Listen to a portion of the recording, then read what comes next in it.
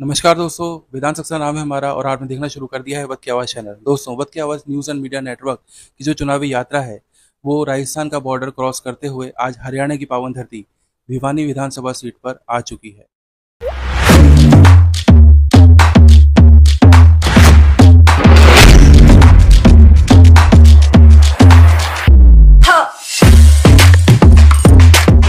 भिवानी जो विधानसभा सीट है, ये एक हॉट सीट के रूप में बनकर उभर कर सबके सामने आई है। यहाँ पर कांटे की टक्कर देखी जा रही है। इसी संदर्भ में हमने हालांकि ये जो हमारी चुनावी यात्रा है, ये हमने लोहारू विधानसभा सीट से शुभारंभ कर दिया था।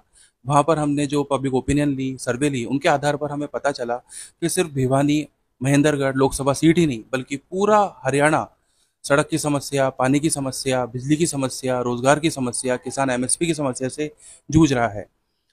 तो इसी आधार पर आज हम माननीय श्री घनश्याम जी सर्राफ जी के साथ बैठे हैं। घनश्याम जी लगातार तीसरी बार से विधायक हैं और चौथी बार भारतीय जनता पार्टी ने इनके ऊपर भरोसा जताया है। तो चलिए इस चुनावी गुफ्तगू को हम आगे बढ़ाते हैं। नमस्कार सर। सबसे पहले तो नमस्कार। वक्त की आवाज में सबको नमस्कार। सबसे पहले तो वक्त की आवाज़ न्यूज़ चैनल और समस्त मीडिया परिवार की ओर से आपको फिर से एक बार विधानसभा चुनाव का टिकट मिलने पर बहुत बहुत शुभकामनाएं और बधाइयाँ। हेलो।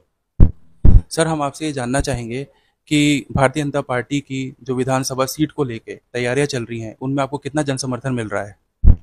मेरे को जन समर्थन पूरा मिल रहा है, क्योंकि यहाँ पंजे का निशान ही नहीं है, कांग्रेस का निशान नहीं है बैलेट उसमें मशीन में। और इस प्रकार की जो बातें हैं ये दर्शाती हैं कि कांग्रेस यहाँ से बौखला के पीछे हटी। सर, जैसा कि हम जानते हैं कि लोकसभा चुनाव के समय कांग्रेस ने ये दावा किया था कि हम भिवानी विधानसभा सीट पर अकेले ही आएंगे, अकेले ही लड़ेंगे और अकेले ही जीतेंगे। लेकिन जमीनी स्तर की हकीकत यह है कि उन्होंने सीपीएम के ऊपर भरोसा जताया और अपने 34 के 34 नॉमिनेशंस रद्द करते हुए ओम प्रकाश जी को आपके समक्ष खड़ा कर दिया। तो आप इस मुकाबले को किस तरह से देखते हैं? मैं इस मुकाबले को ये देख रहा हूँ कि जनता के पास जाने का अधिक से अधिक समय लगाने की मेरी चेष्टा है, क्योंकि जनता जनार्दन ही नेता का चुनाव करती है और उसके माध्यम से ही नेता वहाँ से विधायक बन के आगे निकलता है। मीडिया के माध्यम से हमें ये पता चला कि कल ही दिल्ली के पूर्व मुख्यमंत्री अरविंद केजरीवाल जी का यहाँ पे दौरा था भिवानी विधानसभा सीट पर।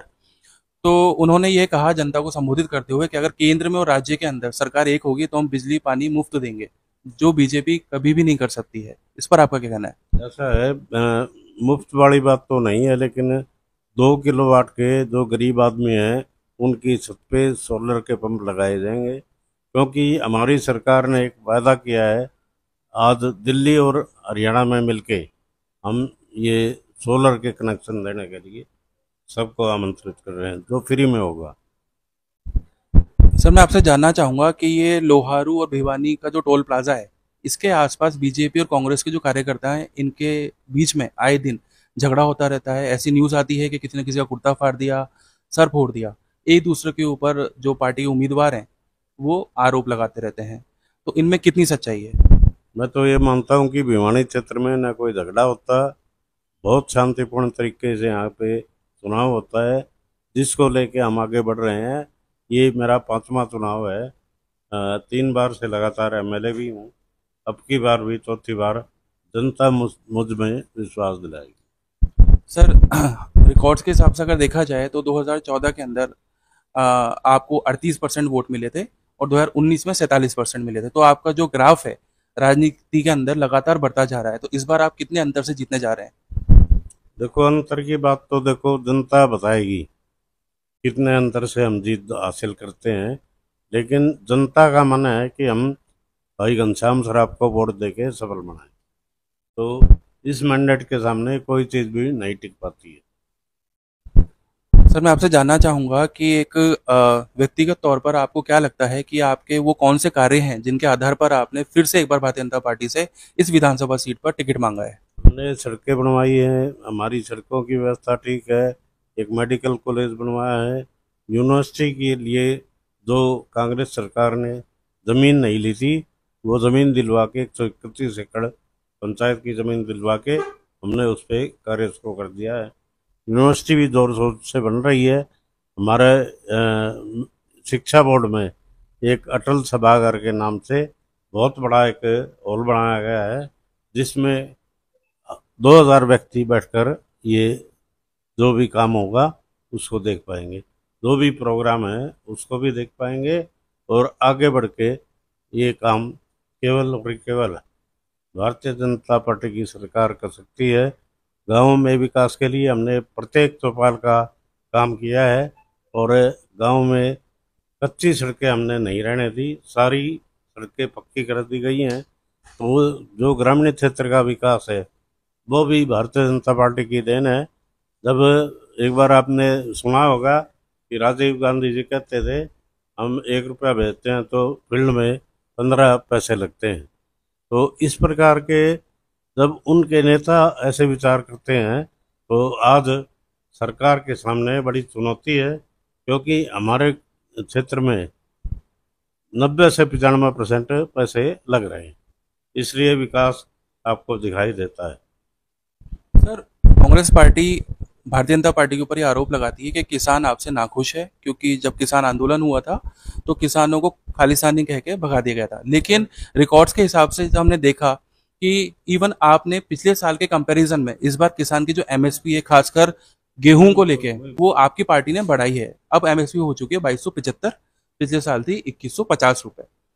फिर भी जो किसान है, जो किसान वर्ग है, एक तबका है, वो आपसे नाखुश क्यों नजर आता है?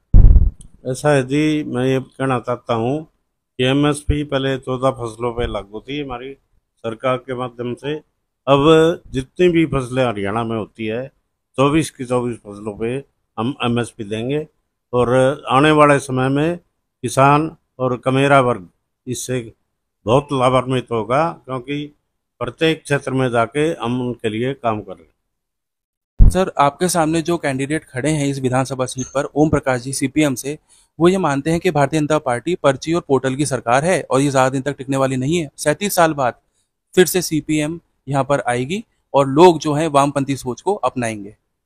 ऐसा है, मैं ये बताना चाहता हूँ कि कांग्रेस की सरकार में कभी पूरे पैसे किसी व्यक्ति को मिले नहीं, और हमारी सरकार ने बैंक में जन धन खाते खोल के प्रत्येक व्यक्ति का हमने अकाउंट है और सबके खाते में पैसे जा रहे हैं।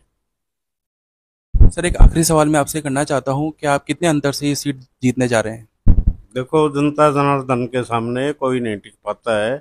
जैसे ही मार्जिन मिलेगा तो बहुत बड़े मार्जिन से हमारी जीत होने जा रही है। धन्यवाद सर, बद की आवाज़ नेटवर्क के साथ जुड़ने के लिए, और मैं आपके उज्जवल भविष्य और जीवन की कामना करता हूँ, और हम उम्मीद करते हैं कि आपके जो प्रयास हैं वो सफल हों। बहुत बहुत धन्यवाद हमारे साथ जुड़ने के लिए।